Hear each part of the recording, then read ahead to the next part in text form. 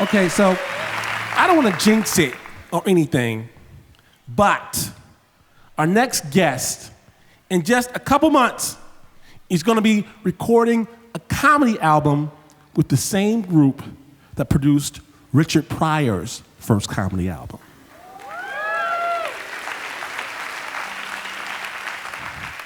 Maybe you didn't hear that here, but it is my distinct pleasure to introduce Mr. Joe Klocek.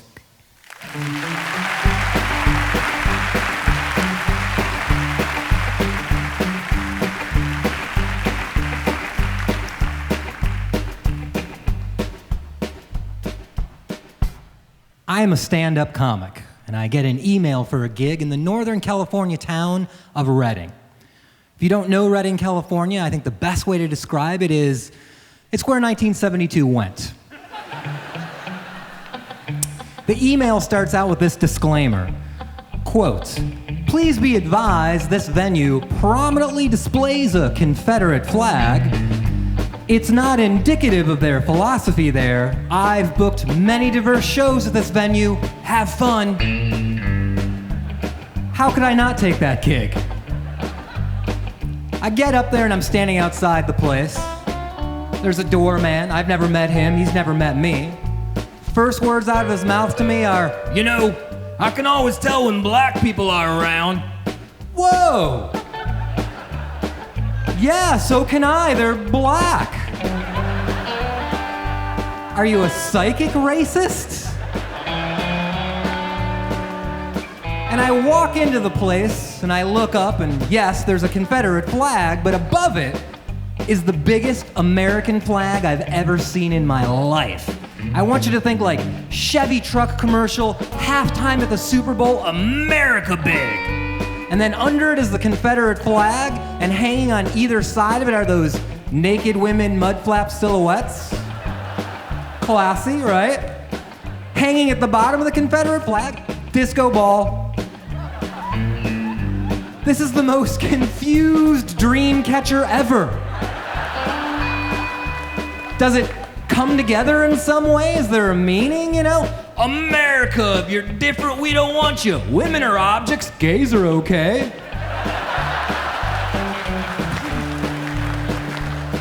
I don't think that's what it meant. Right before I come on stage, the owner comes up to me and says, "Don't make fun of the Confederate flag." Let me tell you guys something maybe you know. If you want a comedian to not make fun of something, don't tell him to not make fun of it. 10 minutes into the show, I look out at the crowd, I look up at the flag, and then I go, "What's up, Dukes of Hazzard fans?" That's when everything changed. This low, mean sound came out of the crowd. They hated what I had just said, and I was too busy worrying about that because out of the darkness, objects started coming at me. At first it was just a fry basket and then some fries, and then there was like a fork, and then there was a rock. A rock? Someone brought a rock in here? Why is there a rock? More stuff is coming at me. They're yelling stuff at me. "You suck, get off the stage. Your family tree probably looks like a pretzel." More stuff is coming at me. I'm dodging a boot, a belt buckle. And they are getting me. And I am backing up. And then I remember I am a comic. These are my words. This is truth. I am not gonna back down. There's no way I'm gonna back down. And then they all come together to chant. "We're number one.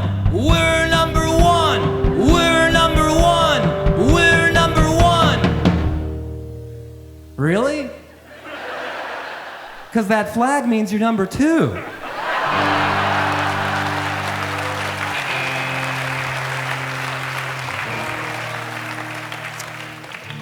After all the tables got put back right and the cops left and I got paid somehow, I walked out of the building and I'm headed towards my car. And like somebody had just been in an accident, all of the adrenaline drains out of me. And I suddenly realized I almost got killed back there. Those guys wanted to kill me for jokes and words, and I can feel my body shake, and I silently resolve to never put myself in that position again. I'm almost at my car when this guy gets directly in front of me. I call him a tether drunk. You know what a tether drunk is? They look like this. It looks like they're gonna fall, but they never quite do. Yeah. I'm getting dizzy just trying to keep eye contact. And he gets in my face and he goes, "I don't like what you said about the flag, boy." And I can feel that comic rage rise again, and I'm just like, why are you so proud of it? I don't take people back to my house and show them my collage of losing lottery tickets. Take it down.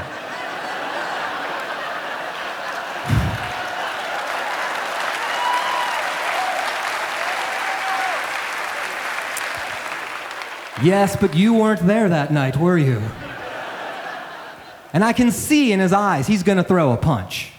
And he starts to, but he's so slow and so drunk that all I have to do to avoid the punch is literally just go.